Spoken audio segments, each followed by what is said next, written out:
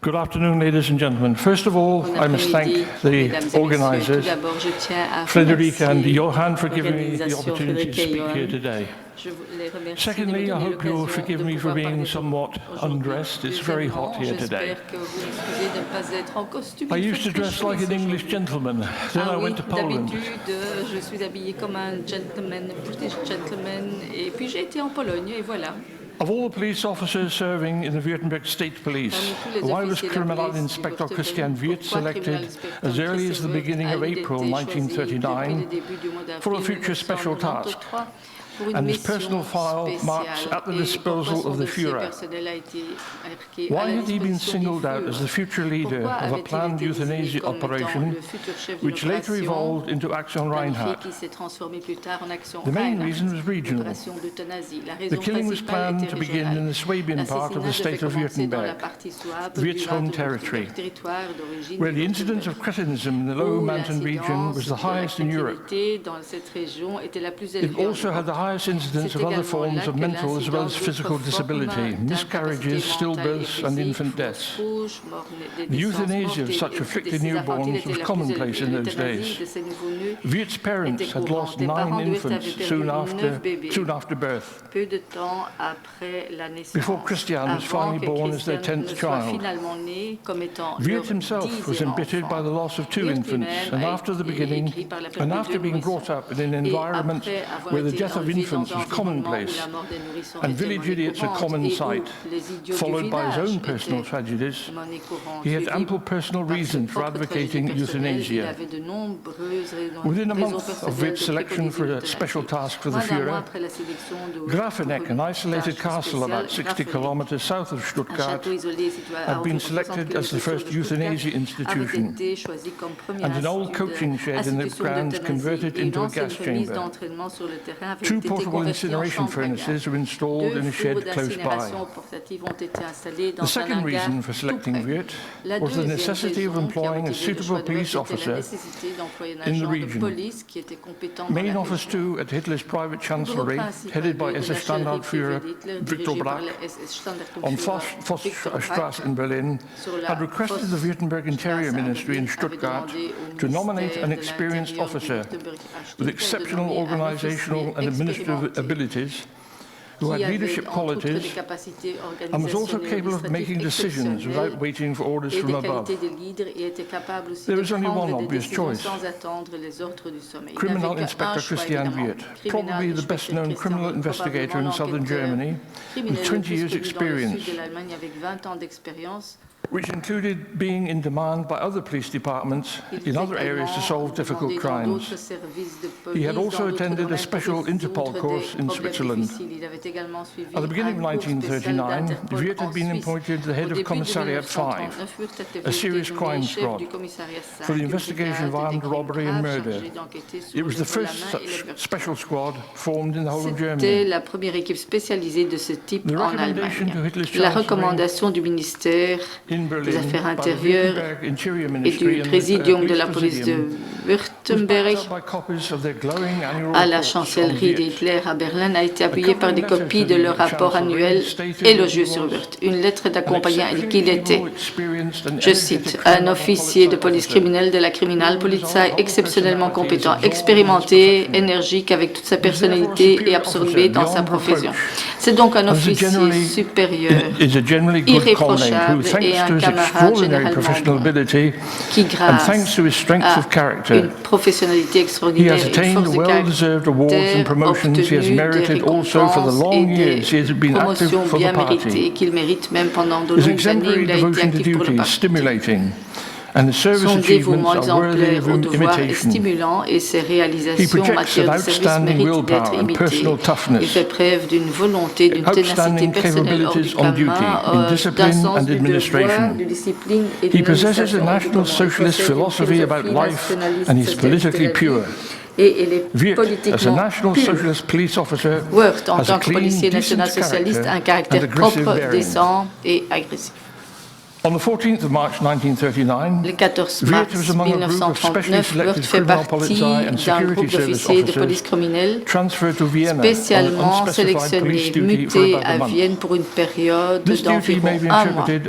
Ce devoir peut être interprété comme un devoir de la Gestapo. Au début de l'été 1939, il a été envoyé à Olomouc, dans la partie orientale du Reich de Brême et de Moravie, pour établir un bureau du Reich Kriminalpolizei. Le 10 août, Wirth rejoint le SS comme un Untersturmführer. Et 3 semaines plus tard, il fut promu SS Obersturmführer.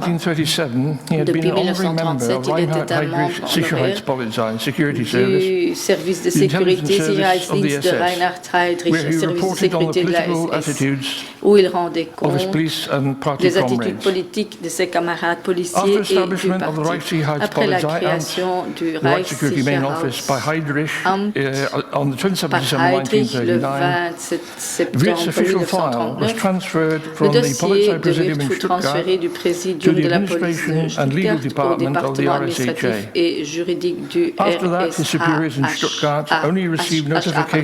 Par la suite, ses supérieurs à Stuttgart n'ont reçu de Berlin qu'une notification d'approbation. Tout le reste de la guerre, ils n'ont pas été informés de ses allées et venues ni de ses fonctions. L'implication personnelle de Wirth dans l'opération d'euthanasie a eu lieu le 9 janvier 1940, lorsqu'il a gazé un groupe de 8 patients psychiatriques dans une chambre à gaz installée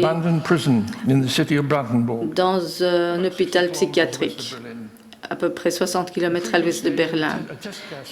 La veille, des tueries expérimentées avaient été observées par une délégation de hauts responsables nazis, dont 2 futurs dirigeants de l'opération d'euthanasie, Reichsleiter Philipp Buller, chef de la chancellerie privée d'Hitler, et le docteur Karl Brandt, médecin accompagnateur de Hitler. Parmi les médecins invités se trouvait Irmfried Eberl, qui allait bientôt être nommé directeur médical de l'installation de gazage établie dans la prison. Et plus tard, le seul médecin choisi pour commander un camp de la mort d'Aktion Reinhardt. Au cours des semaines suivantes, plusieurs membres du personnel de la chancellerie privée d'Hitler ont rapporté avoir vu Wirth dans le bâtiment en compagnie, ensemble avec SS Sturmbannfuehrer Viktor Brack et son adjoint Werner Blankenburg, qui était responsable du bureau principal de la chancellerie et qui devait bientôt mener l'opération quotidienne d'euthanasie. Le 4 février, Wirth arrive au château de Grafenegg avec l'uniforme d'un Hauptmann der Schutzpolizei. Pour le reste de son service dans l'opération d'euthanasie, il ne portait que l'uniforme vert de la police. Employé à l'origine comme officier d'état civil au bureau spécial et en charge de la sécurité du château, Wirth a rapidement repris ses activités énergiques et presque entièrement l'administration de Grafenegg, responsable du bon déroulement du processus de meurtre et des compilations minutieuses de tous les documents officiels et secrets. Parmi le personnel infirmier psychiatrique masculin et féminin, il y avait donc des employés civils et les SS hommes. Le caractère abusif de Wirth est rapidement devenu bien connu et même dans ses premiers jours, il a vraiment intimidé tout le monde autour de lui. Grafenegg et Brandenburg ont fonctionné tout au long de l'année 1940, Grafenegg étant responsable du gazage et l'incinération de SWAP et autres patients psychiatriques incurablement fous enfermés dans les asiles psychiatriques. L'ancienne prison de Brandenburg a d'abord servi à tuer les fous enfermés dans les quartiers de haute sécurité et des prisons de haute sécurité du nord de l'Allemagne, de Düren dans le rural ouest à la plus grande prison combinée de haute sécurité et asile psychiatrique en Allemagne, à Waldheim en Saxe. Entre mai 1940 et janvier 1941, 4 autres établissements de gazage furent ouverts. Le château de Hartheim en Haute-Autriche,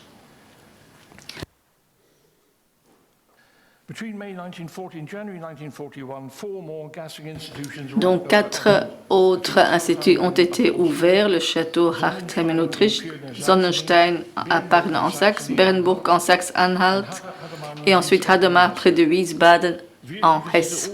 Wirth visita toutes ces institutions et devient craint détesté dans chacune d'elles. Le docteur Gilmena l'a décrit comme quelqu'un de très cruel, répugnant, hostile, bestial, etc. Tout le monde se plaignait de Wirth. C'était quelqu'un qui avait une très bonne opinion de lui-même, quelqu'un de mauvais, qui était violent et qui saisissait chaque opportunité pour maltraiter les personnes. Il avait des horribles manières, il sémait la terreur parmi tous les membres du staff et il essayait de les monter les uns contre les autres. Dès qu'il y avait un problème ou une observation, il devenait colérique. Il était affreux avec ses premières personnes. Il était horrible. On trouvait que c'était vraiment le mauvais esprit de Hartheim. Dans le château, 3 personnes ont été tuées dans la tête. Ils venaient juste d'arriver par transport. On ne comprenait pas pourquoi ces personnes avaient été exécutées. Et lui, il a traité cela comme une Schweinerei. Mais on savait trop bien que Wirth et Brack ne savaient rien y faire. Aucune protestation était possible. Et camp in Sobibor and Treblinka described Wirth as a vulgar man with a florid face who addressed the staff daily at lunch about the necessity for euthanasia, which he described in his awful verbal crudity as doing away with useless gobblers, and said that sentimental slobber made him puke. Wirth even threatened the people in Alkoven village nearby with concentration camp or shooting if they dared even hint to anyone about what was happening in the castle. The villagers too feared and despised Wirth. The extreme methods used by Wirth in euthanasia institutions were well known in the Führer's chancellery, where he was regarded as the chief executioner. One report described him as being very overbearing with a loud voice, always yelling. He was particularly crude and bestial, even against his own men. Patients who caused any difficulties were mistreated. Some he clubbed to death personally and kicked pregnant women in the stomach in front of everyone. Despite such reports, no action was taken against Wirth. His brutal and terrifying methods were tolerated because he achieved the best results and ensured the smooth running of the killing operation. The brutality in which Wirth excelled, however, was no great surprise. His early police training had been brutalizing, which was in keeping with the Prussian tradition. And at the time of the Weimar Republic, were brutal methods were needed. Donc, en cas de république Weimar, il y avait des méthodes brutales pour donc gérer tout ça. Donc, sa brutalité n'était pas extraordinaire, mais extrême. Ça faisait partie de son caractère plutôt que la mentalité politique. Donc, vraiment après 1941, donc de Bernburg, il est allé à Belzec, un petit village dans le sud-est de Lublin, et pour voir le progrès de la construction de la première camp d'extermination d'Aktion Reinhardt. La construction a commencé début novembre, donc il est resté une semaine à Belzec. Début janvier, il est rentré à Belzec avec un groupe de 10 hommes. Et dans le camp, donc, il les a informés que tous les Juifs doivent être tués. Donc, il a continué avec son régime de terreur à Belzec, avec un tel engouement qu'il y a des gens qui ont dit qu'il était vraiment malsain. Il avait seulement vu pour lui-même et il était vraiment détestait les Juifs. Donc, en cours de l'action Reinhardt, il y a une position de grande force, donc par le terrorisant les gens. À Belzec, il a jeté les bases pour le processus d'extermination, une tâche qui ne peut être exécutée par quelqu'un que Wirth, un tyran qui ne tient pas compte des sentiments des autres.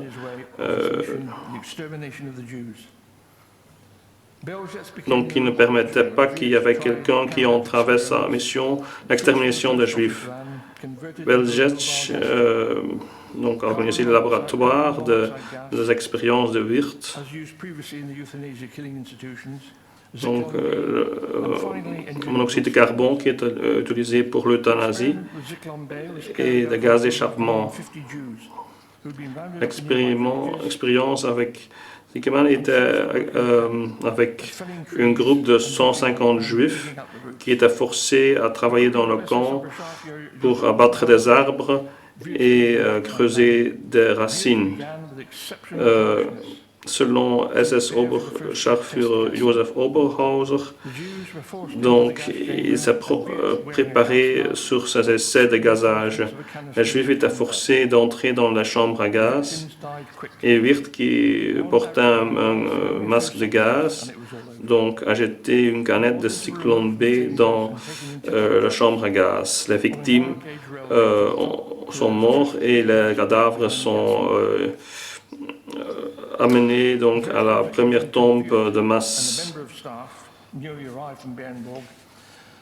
La première altercation entre Wirth et membres de nouveau personnel s'est faite lorsqu'ils étaient en train de finaliser les installations de gazage. Wirth donnait donc l'ordre à Fuchs d'installer des têtes de douche. Donc, Fuchs a dit que c'était inutile parce qu'il n'y avait pas de conduite. Les conduites ont été mises en dessous de carrelage du sol.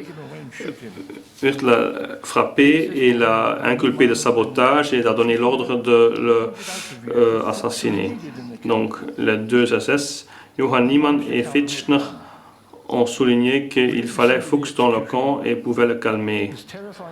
Il a donc pas donné l'ordre pour l'exécuter et cet incident suffisait pour terrifier les autres et un avertissement pour les autres pour ne pas mettre en doute ces ordres. Donc, est-ce qu'il aurait pu le faire? Donc, la réponse était oui. Donc, Fuchs était un citoyen qui devait suivre donc, tous les ordres des SS et Fuchs n'avait pas encore une uniforme d'SS et il n'avait pas prêté serment non, donc un peu plus après.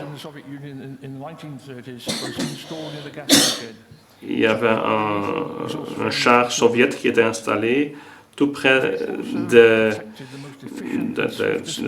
afin de tuer la victime avec le gaz d'échappement. Il a perfectionné donc la tuerie des Juifs.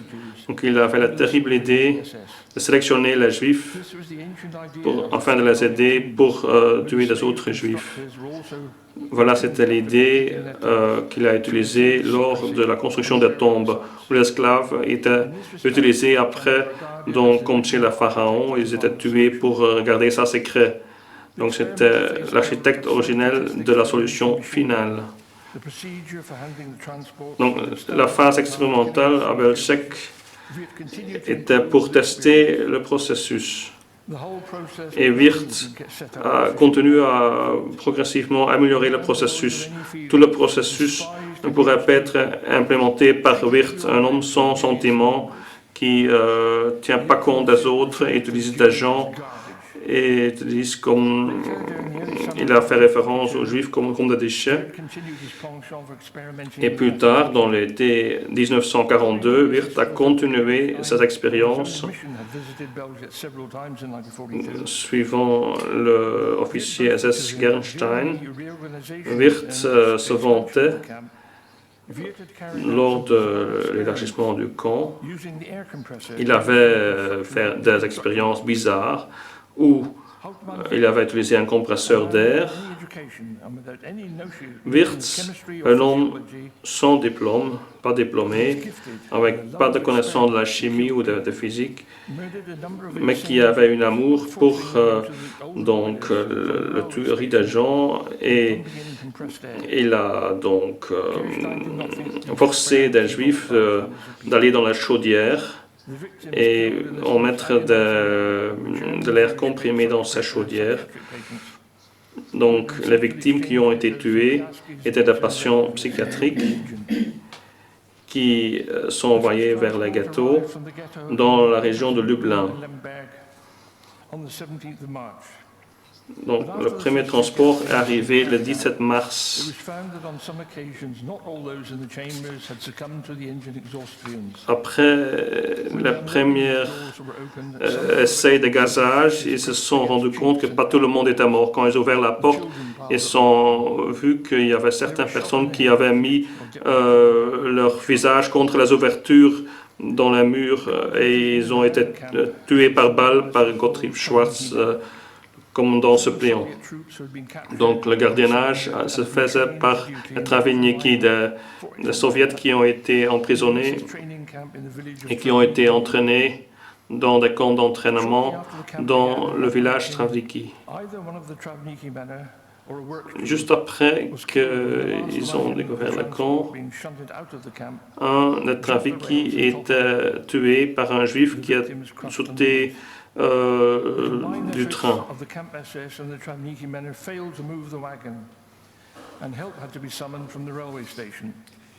Ils n'étaient pas réussi de le libérer donc, du rail. Donc ils ont envoyé du matériel lourd afin de les libérer. Et ça fait que des milliers de personnes ont entré le camp et n'ont jamais sorti du camp. Donc ils ont hésité d'entrer dans le camp. Et une fois dans le camp, on leur disait de ne pas regarder autour d'eux. Ils devaient donc exécuter leurs tâches sans regarder autour d'eux et s'acquitter les yeux baissés, dans la crainte et l'inquiétude. À leur grand soulagement, une fois le chariot remis sur les rails, ils étaient autorisés à quitter le camp. À l'extérieur du camp, les SS avaient exproprié un ancien hangar à locomotive qui avait été abandonné en 1926 et utilisé comme entrepôt pour vêtements et chaussures des Juifs assassinés. Reichsbahninspecteur Oskar Diegelmann, l'inspecteur principal des chemins de fer à la gare de Lublin, se rendait régulièrement dans les gares de sa région. Et lorsqu'il a visité Belzec la première fois, il voulait savoir comment ou ce que les SS avaient fait avec cette remise. Derrière le bâtiment, il vit d'énormes monticules de vêtements, de chaussures de toutes sortes. Il était maintenant évident pour lui ce qui se passait dans ce camp. Dans les environs du hangar à locomotive, Diegelmann avait été accosté par Wirth qui lui a demandé pourquoi il était en train de fouiner. Diegelmann s'est identifié et a déclaré qu'il avait le droit d'inspecter ce qui était propriété des chemins de fer, ce à quoi Wirth a protesté et un débat animé a suivi. Diegelmann a estimé qu'il valait mieux ne plus inspecter le hangar à partir de ce moment-là. À l'intérieur du camp, Wirth veillait à ce que bien que les sous-officiers et leur zone de service habituelle, il a assigné en outre un autre devoir spécial, le meurtre des Juifs âgés, faibles et malades, ainsi que des jeunes enfants, tous ceux qui étaient incapables de subir la procédure d'extermination sans aide. Wirth assigna d'abord à ces tâches les sous-officiers SS chargés du déchargement des Juifs à la rampe, et plus tard, ceux qui lui avaient déplu ou qui étaient affectés à l'exécution comme punition. Les Juifs devaient attendre sur la rampe, allongés sur des brancards jusqu'à ce que le reste du transport avait été pris en charge. Wirth suivit alors les membres des Juifs travailleurs qui devaient porter les Juifs infirmes dans la fosse d'exécution, près du seul vieux chêne de la forêt à l'extrémité sud du camp. Là, ils étaient abattus individuellement à l'arrière de la tête, avec une mitrailleuse MP-38 montée sur un seul coup, ou avec un pistolet 9 mm. Le sous-officier SS Karl Schluch, ordonné par Wirth à ce devoir, osa dire à Oberhauser qu'il aimerait beaucoup abattre Wirth lui-même dans la tombe. Oberhauser, cependant, a défendu Wirth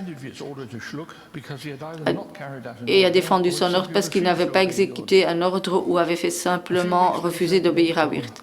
Quelques semaines plus tard, en avril, Franz Stregel était transféré vers le Schloss Hartheim du Lublin, où il devait également rapporter à Wirth à Belzec. Il était donc tout près de là où étaient déposés les corps, et Wirth disait à Stengel, ceci est ce que Sobibor est fait pour. Et Stengel a protesté, une discussion animée s'en est suivie. Après quoi, Stengel tenta de déposer une plainte officielle à Lublin auprès de Globocnik, le chef de l'Aktion Reinhardt. Globocnik seulement refusait de voir Stengel. Peu après l'arrivée de Stengel à Sobibor, Wirth arrivait avec Oberhauser et s'est opposé à presque tout ce qui se passait dans le camp. Il criait obscènement sur tout le monde. Il a assemblé le staff à côté des chambres à gaz, ce qui était une grande amélioration par rapport à celle de Belgique. Elles étaient solidement construites en briques rouges. Wirth explained exactly the purpose of the building and then complained that the unloading doors were too small du bâtiment et s'est ensuite plaint que les portes de déchargement étaient trop petites et que la rampe de déchargement n'était pas terminée. Il a ordonné qu'un essai de dégagage soit effectué sur un groupe d'une trentaine de juifs du travail. Stengel a été convoqué et a été averti par Oberhauser que Christian il devient complètement fou, perd la tête. Par la suite, Wirth continua à jurer amèrement parce que les Juifs avaient été enterrés dans leurs vêtements. Le premier gazage d'un convoi de Juifs polonais a eu lieu le 8 mai, le premier d'un total d'environ 250 000 Juifs. Quelques semaines plus tard, en avril, Franz Stengel a été transféré du château de Hartem à Luxembourg, reçu l'ordre de se présenter à Wurtemberg. Alors qu'il se tenait au bord d'une fosse commune pleine de corps en décomposition, et beaucoup a été installé tout près du building. Le premier transport de Juifs est arrivé le 8 mai. Ensuite, il y a eu une autre opération au mois de décembre et au moins 530 000 personnes ont été gazées.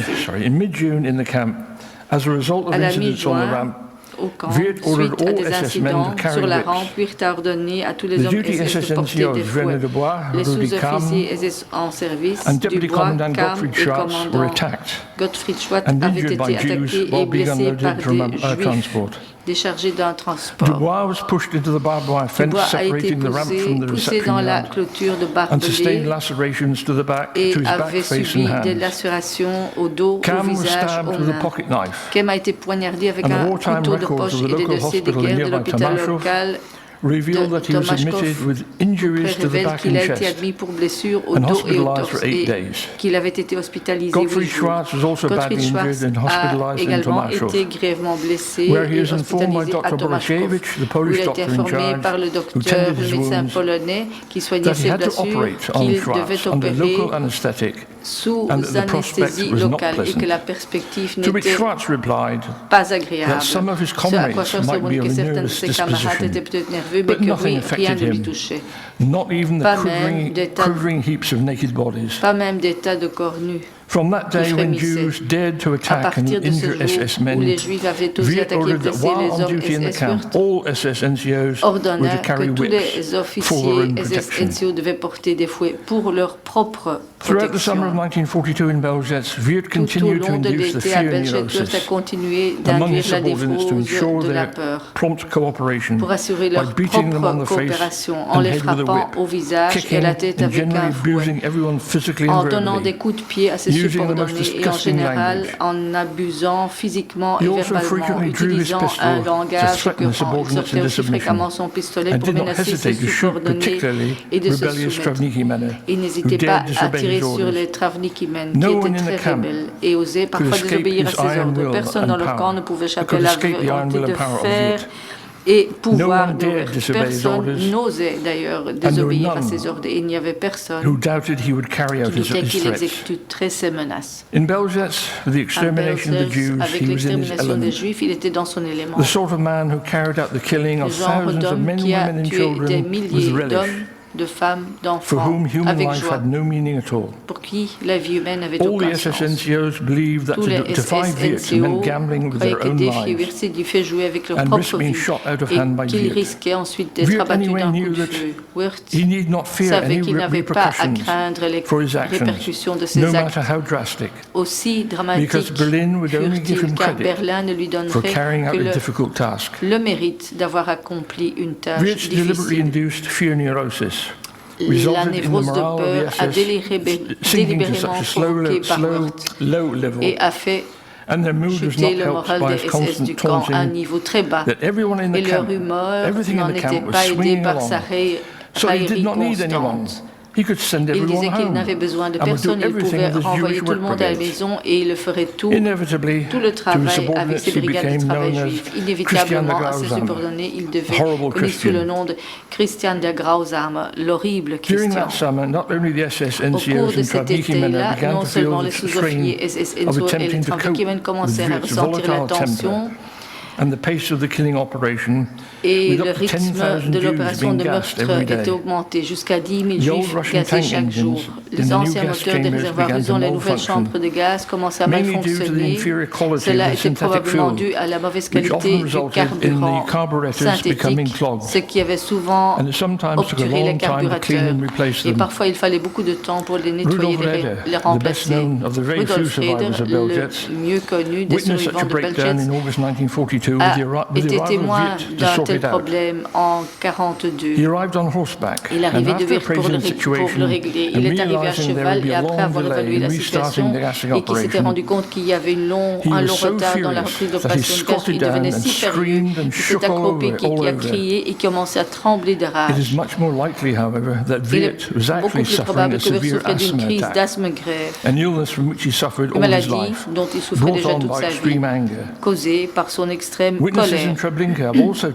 Les témoins à Treblinka ont également témoigné que Wirth s'est roulé par terre dans une crise de rage, de sueur, devenait tout rouge sur un visage plein de colère. Une fois de plus, il souffrait presque d'une énorme crise d'asthme, provoquée une fois de plus par une extrême colère. Une autre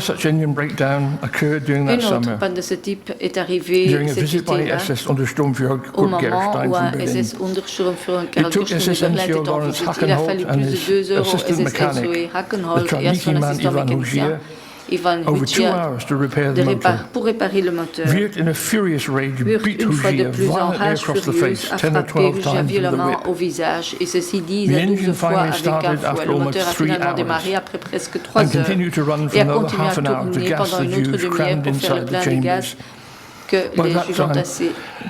À l'intérieur des chambres à gaz, beaucoup s'étaient étouffés dans les chambres scellées. Plus tard dans la journée, Hutcher a été admis à l'hôpital local pour se faire soigner le visage qui était très ouvert. Après ça, Wirth l'avait transféré à Treblinka. Plusieurs autres Travnikimen avaient été hospitalisés à l'hôpital du district de Tomasov. Comme en témoignait le registre, ils souffraient tous de coups violents, des côtes et des membres cassés, et également les reins étaient endommagés. Blessures infligées par Wirth. Invisible colère. Et les factures avaient été payées par les SS Sturmbannfuehrer belges. Selon les SS Oberscharführer Josef Oberhauser, Wirth surveillait de près les Travnikimen et il considérait que l'un d'eux ne faisait pas bien son travail. Il arrachait le fusil de main du garde et le dirigeait vers lui de façon menaçante jusqu'à ce que le travail soit terminé à la satisfaction de Wirth. À une de ces occasions, Wirth considéra que 2 hommes n'avaient pas agi avec suffisamment de vigueur envers les Juifs et les accusait d'être des amoureux des Juifs. Il a fait porter des vêtements et des chapeaux juifs noirs et les poussa dans une chambre à gaz avec les Juifs nus. Les Travnikimen avaient aussi le nom de Wirth, Stuttgart. Le nom du bombardeur plongeur Junkers qui a mis un cri terrifiant qui s'est intensifié en descendant sur sa cible. Wirth avait l'habitude de foncer sur les Travnikimen qui ne s'attendaient à rien et de les attaquer physiquement tout en criant et jurant de façon obscène. Wirth avait aussi une haine particulière pour ses serveurs, indépendamment qu'il s'agisse de SS ou Travnikimen. Car une panne de véhicules causait également une pénurie de pièces de rechange et de pneus. Le carburant synthétique était de mauvaise qualité et cela causait des pannes à la voiture. Son invectif contre ces pilotes a failli coûter la vie à Werner Dubois, le chauffeur SS régulier de Wirth. Il devait conduire Wirth du camp à Lublin pour une réunion avec Globocnik. Mais il avait à peine parcouru 200 mètres lorsque le moteur s'est arrêté parce que le carburateur était défectueux.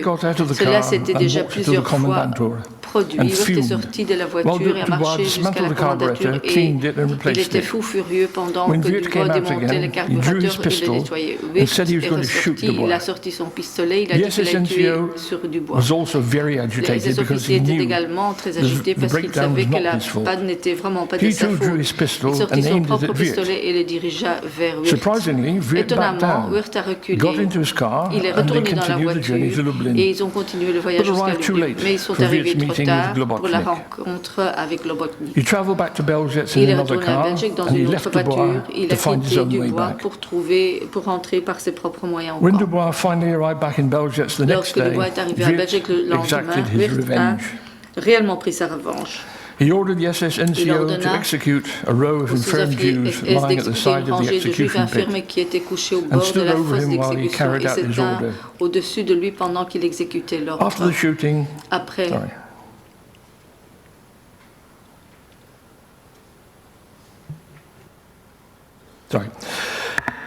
and stood over him while he carried out the order. After shooting only 6 Jews, Dubois ran out of ammunition. Sur seulement 6 Juifs, Dubois n'avait plus de munitions et plus rien à recharger. Les Juifs restants ont été avoir tués par un des trafiqués. Dubois s'estime qu'il s'est tiré à la légère d'après Wirth. Menacer un officier supérieur avec un pistolet était une infraction qui pouvait terminer devant la cour martiale et avoir de graves conséquences. Seulement 2 membres ont tenté d'obtenir leur libération. 2 membres SS, bien qu'ils devaient savoir qu'il serait inutile, même dangereux de l'essayer. Même Josef Oberhauser, assistant de Wirth, a fait 2 tentatives pour s'échapper du camp. Dans les 2 cas, il avait été... S'était passé malgré qu'il était chauffeur de Wirth. La réaction de Wirth était imprévisible. Il était tellement en colère qu'il a brandi son fouet, rendant toute autre discussion impossible. L'autre SS Heinrich Unverhau, qui tentait de s'échapper à Belzec, savait qu'il serait beaucoup trop dangereux d'approcher Wirth personnellement. Il connaissait la réponse de Wirth. Tu peux partir, mais seulement sous la terre aurait été la réponse. Au lieu de cela, Unverhau a agi dans le dos de Wirth. Et lors d'un congé à Berlin approché Dieter Allers. Allers était directeur général de l'Aktion Reinhardt, il a présenté une demande officielle de libération. Mais Allers, qui savait aussi qu'une telle application était inutile, a mis Wirth au courant. Dès qu'Unverhau revient à Belgique, Wirth le fit se tenir devant la garnison SS assemblée et lui ordonna de s'expliquer à la pointe de pistolet. Mais quand il tenta de parler, Wirth cria « Halte gauche !» Ferme ta gueule. Whip in Unverhau's face, Wirth pronounced him mad, utilisait son fouet sur le visage d'Unverhau, déclara furieux, jura, et le régala avec ses expressions le plus souvent utilisées contre les SS. Männle, ich bring dich Petit bonhomme, je vais te tuer. Ensuite, il a dit, si Duppel, ich mach sie kaputt, espèce de clochard, je vais t'achever. Il a ensuite menacé de tirer sur Unverhau s'il ne faisait un pas de plus en dehors des limites. Il a ensuite affecté aux travaux les pires et les plus sales du camp, nettoyer les latrines et les égouts. Wirth a également annoncé qu'à l'avenir, personne ne devait tenter d'approcher directement Berlin s'il ne voulait pas en subir les pires conséquences. Même un des sous-officiers SS-NCO principaux de Belzec a osé remettre en question un jour une commande de Wirth, a reçu un coup de poing au visage et on lui a dit de la fermer s'il voulait être fin juillet 1942, SS-N officer Hans Gierse, responsable du camp, de la cuisine du camp, osa également défier l'ordre de Wirth, qui considérait qu'il était temps pour lui de sortir du kitchen et de faire du vrai travail. Il devait sortir, quitter la cuisine. Wirth ordonna personnellement à Giersing de se présenter à la rampe pour aider au déchargement d'un transport. Giersing, cependant, refusa et répondit calmement qu'il préférait être renvoyé dans un camp de concentration plutôt que de participer à l'extermination des Juifs. Wirth lui a dit qu'il savait très bien ce qui lui attendait dans un camp de concentration. Et malgré cela, Giersing ne s'est pas laissé intimider par les menaces de Wirth. Il a continué à résister, à obéir à l'ordre de Wirth. Giersing aussi outright insubordination. Pour son Wirth insubordination. locked the rebellious Wirth SS a enfermé les NCO in his rebelles room SS NCO dans sa chambre, for 3 days. et ceci pendant 3 jours. Dieter Alles then arrived in est Belgium ensuite on arrivé an à Belzec inspection pour une visit. visite d'inspection. Wirtzig was Wirtzig fortunate a eu la indeed, for he and Alles had car been lui at school Alles together. était allé à l'école ensemble, And et Alles Alles also knew only too well about the fear neurosis induced by la Wirth névrose de la and how peur he treated provoquée par Wirth his et la façon dont subordinates. il traitait ses subordonnés, Advised his a old conseillé friend à son vieux to stick it frère out because de Wirth tenir would le very soon coup, be car leaving Wirth Belgium. allait très bientôt quitter Belzec. Wirth had obviously known. Wirth était évidemment au courant. Wirth had obviously known about the friendship between Donc Wirtzig c'était and au Alles. courant de l'amitié and qui therefore existait entre treated the Wirtzig et Alles SS et avait donc NCO traité le leniently. SS-NOC And from avec then plus de on, he clémence. Et à became partir de friendly ce with moment-là, Wirtzig. il s'est même lié d'amitié As avec indicated by Wirtzig. Dieter Alles, a few Comme days l'indique later, Dieter on the Alex 1st of quelques jours August plus tard, le 1er 1942, août Wirth 1942, was relieved of command at Wirth Belzec est relevé du commandement à Belzec and promoted to et inspector of promu the SS Sonderkommandos inspecteur operating at Belzec, des Sobibor and SS Treblinka, Sonderkommando qui opéraient à where he continued Belzec, and Sobibor even et Treblinka, où il a intensified continué his et reign même of terror. intensifié son règne de terreur. More than one of Wirth's subordinates during Aktion Plus d'un Reinhardt des believed that subordonnés if de only one of them had had the croyait courage to kill que si him, un seul then d'entre eux avait eu Aktion le courage de le Reinhardt would tuer, have come to alors a Aktion halt. Reinhardt aurait été Berlin would arrêté. not have found a single Berlin n'aurait person pas with such trouvé une seule energy personne for evil qui déployait and une telle nastiness énergie to pour continue le the mal work. et la méchanceté pour But such continuer was le the fear travail. neurosis induced by Mais la Wirth névrose du peur provoquée par Wirth that such an act was unthinkable at that time. était si grande qu'un tel acte était impensable. Wirth has been described as a man Wirth who a was été highly écrit motivated comme but un homme unhinged. très motivé, mais Was Wirth really insane? désarçonné. Wirth était-il vraiment fou? Many of his SS subordinates Beaucoup believed de ses that by the summer of subordonnés croyaient qu'à 1942, at the l'été height of the extermination 1942, au operation plus in fort de Belzec, l'opération he was d'extermination mentally belgique, ill. il était vraiment So much so atteint that he d'une could maladie no longer mentale, à un behave tel like a point qu'il ne normal pouvait human plus being. se comporter comme un They être called him normal. Pig, Il a appelait beast in human Pig, form, cochon, une an bête à inhuman forme monster, humaine, the like of un which will never monstre be again.